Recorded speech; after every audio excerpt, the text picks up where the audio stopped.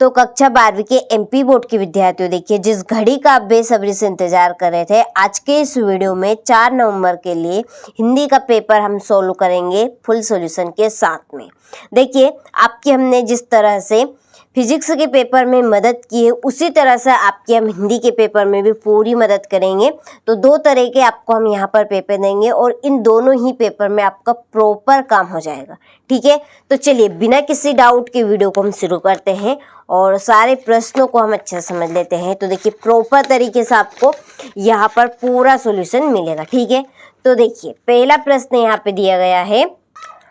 तो देखिए वीर गाथा काल की प्रसिद्ध रचना है। तो देखिए वीर गाथा काल की प्रसिद्ध रचना है पृथ्वीराज रासो।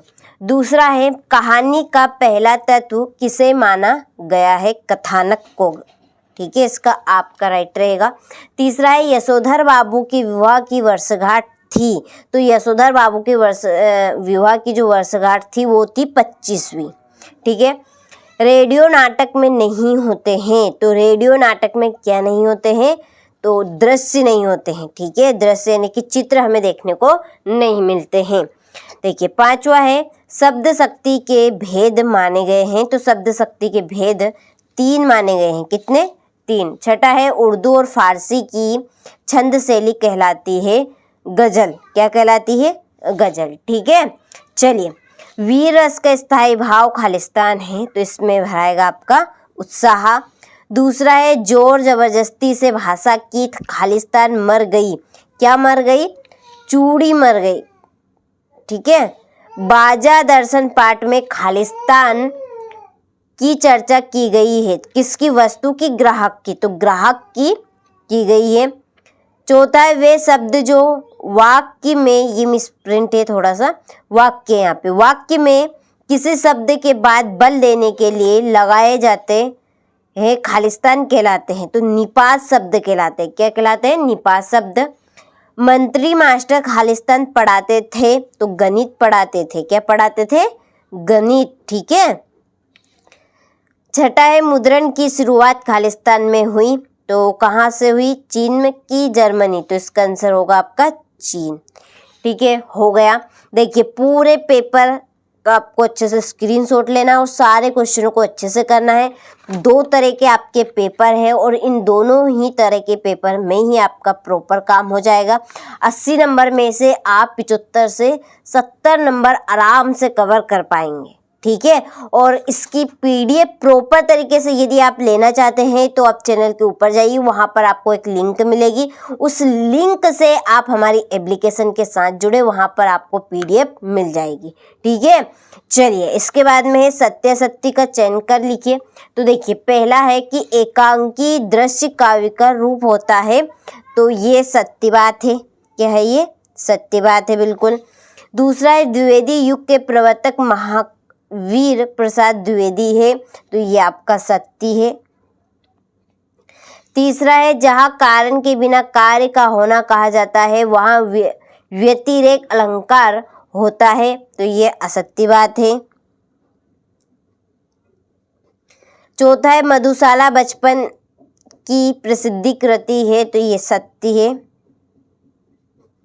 भक्त जी का चूरन हाथों हाथ बिक जाता है। असत्य।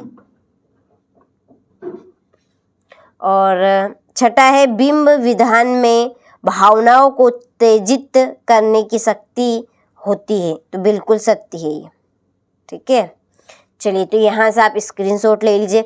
और देखिए आपके पास सेट AI या सेट BI, उससे आपको कोई लेन देना नहीं है। प्रश्न देखिए, प्रश्न आपके वही आ रहे हैं जो आपको हम यहाँ पर 2 क्वेश्चन पेपर में दे रहे हैं।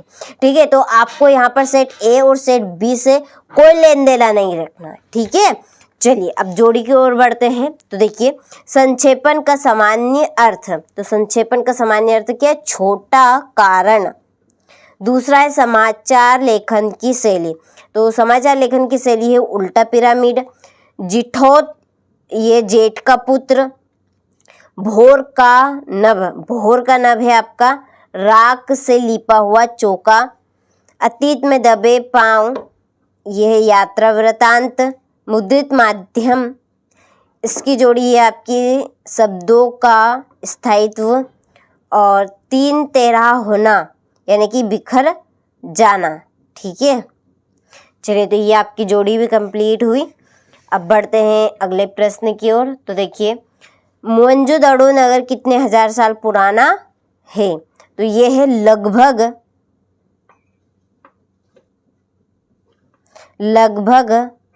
5000 साल पुराना। ठीक है, दूसरा है, दो या दो से अधिक व्यक्तियों के बीच होने वाला संभाषण क्या कहलाता है? तो संवाद कहलाता है। क्या कहलाएगा? संवाद। ठीक है, तीसरा, आलोक धनवा का एकमात्र काव्य संग्रह कौन सा है? लिखिए। दुनिया रोज बनती है। ठीक है, इसका आंसर होगा आपका कि दुनिया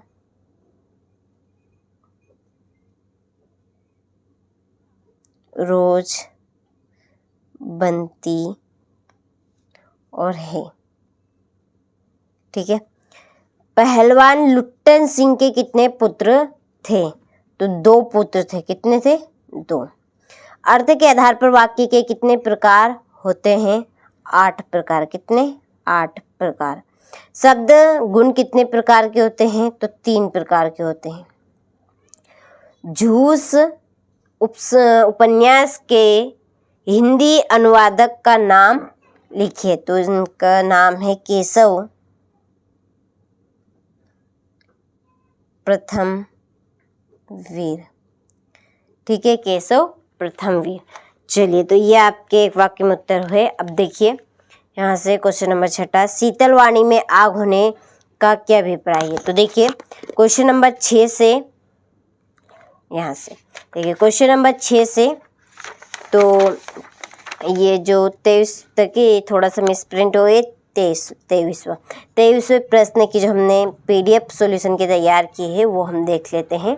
ठीक है, तो देखिए ये आपका 6ठा प्रश्न का आंसर। देखिए, छायावाद की कोई 4 विशेषताएं, ये 2 विशेषताएं 4 लिखी है। आप इसमें से जितने चाहे उतने कर सकते हैं। ये आपका अथवा, तो आपको यहाँ पर जल्दी करना है क्योंकि टाइम आपके पास इतना नहीं है, और मैं भी इसलिए कर रही हूँ ताकि आप सभी का ज़्यादा टाइम वेस्ट ना हो, कम टाइम में आप सारे क्वेश्चन अच्छे से कंप्लीट कर सके। ठीक है, और एप्लीकेशन के लिए आप कॉल ज़रूर कर लेगा। डिस्क्रिप्शन में नंबर दिए हैं, आप उन नंबर पर कॉल करें और जानकारी आप ले सकते हैं, या आप डायरेक्टली लिंक दी गई है।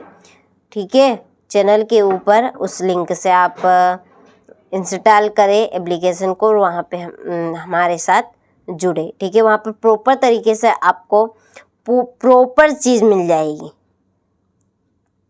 यदि आप चाहते हैं 80 नंबर में से 75 नंबर रखने का दावा, तो एप्लीकेशन के साथ ज़रूर जुड़े, क्योंकि पूरी चीज़ें आपको यहाँ पे हम यूट्यूब पे नहीं दे सकते।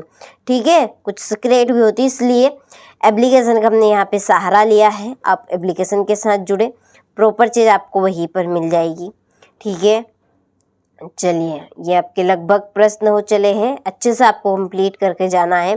परीक्षा हॉल में जाने से पहले एक बार वीडियो को जरूर देख के जाना है, सारे प्रश्नों को पढ़ लेना है। ठीक है, क्योंकि 100% आने का पूरा चांस है। हो चुके। चलिए, तो आपने सारे प्रश्नों को यहाँ पर अच्छे से स्क्रीनशॉट ले लिया होगा। कंप्लीट करके अच्छे से जाना है ताकि आप अच्छे से अच्छे नंबर कवर कर सकें। ठीक है, तो चलिए कंप्लीट अच्छे से कीजिएगा।